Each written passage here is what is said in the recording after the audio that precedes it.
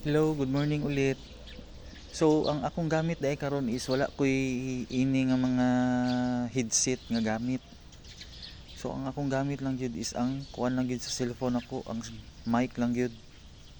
So, karon pa nako natistingan ning cellphone nako gikan sa pagpalit since October 21 last year. Karon na nako siya natistingan og video, karon na po nako na notice ang iyang speaker, iyang mic. So, okay man po dahil siya pang video lang, pang vlog. Kani dahil siya, kuan dahil ni siya, ang brand ani is Redmi 12 4G. So kung ikas nimo ni siya, naara ni siya sa 9,999.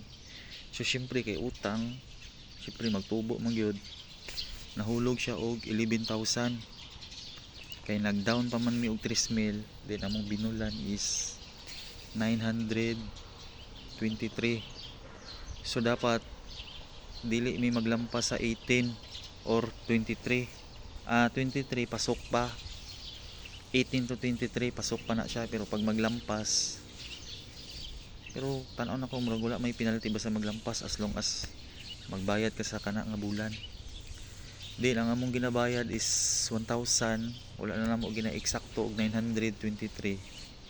Kay para dali lang siya maimpas, bali maimpas ni siya is karon pa ning July 2024.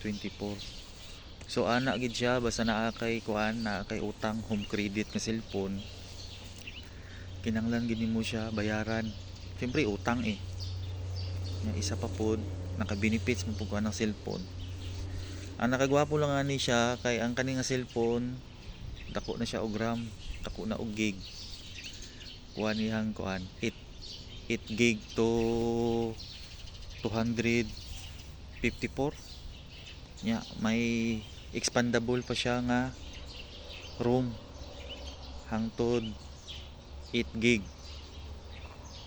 So okay siya. Ang iyang headphone jack is naa sa babaw, kay kasagaran sa mga cellphone ron is ang headphone jack is naa magid sa ilalom. So kani siya Redmi naa sa babaw. So mao ni akong gusto sa cellphone nga ni, kay siyempre og wala kay kuan, cheese, wala kay say tawag atong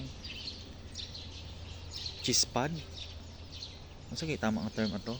Basta kung wala kay ingato, pwede ra sa bag, pwede ra nimo siya pa ilaluman. Nya, siyempre, mura ra nagbitbit kag cellphone. Pero mahalata man gud og pag naa siya naka-connect nga headphone jack, pero dili man pud nila mabalaan kay siyempre abi nila nagapaminaw lang kag sounds pero naga-video di ay while naga talking. So ang pag-upload bang gud sa YouTube, teknik ra na, diskarte ra na. Mao man pud toy ilaha, mag prank sila, ilaha man pud to, mag motovlogging, mag review, mag DIY, ilaha man pud to. Kita is lahi. Siyempre kay nagasugod pa man ta, mangita kita unsa gi haom sa to nga content. Sige lang, normally ana magin na sa umpisa lisod man gina, pero pag magdugay mura na lang wala. Para dili ka ma burn out, siyempre dili lang nimo isipon tong mga benefits pag abot sa unahan. Upload lang ka nga upload nya, make originality. Kay kung kopyahon na nimo, nanay na nagbuhat, magprank pug ka dito, okay, pag abot sa imuha ma-misinterpret, wala gyapon. Ako para ba ang taong tipo nga dili majukan, although nga majukan ko, pero pag kanang bitong may time gid nga kanang joke nga dili ka kasabay ba, maka-offend ana good. Tapos pagkahuman kanang dapat ang joke ibutang pud sa lugar, kana magong joke na magunay tama gud nga lugar. Kay kung mag-joke magug kag wala sa lugar, tapos dili pagit katawanan imong joke, awkward kaayo. So ang tao nga imong gi-jokean basig ma-offend, ana ba, maglalis lang hinuon mo, mahulog pa sa away.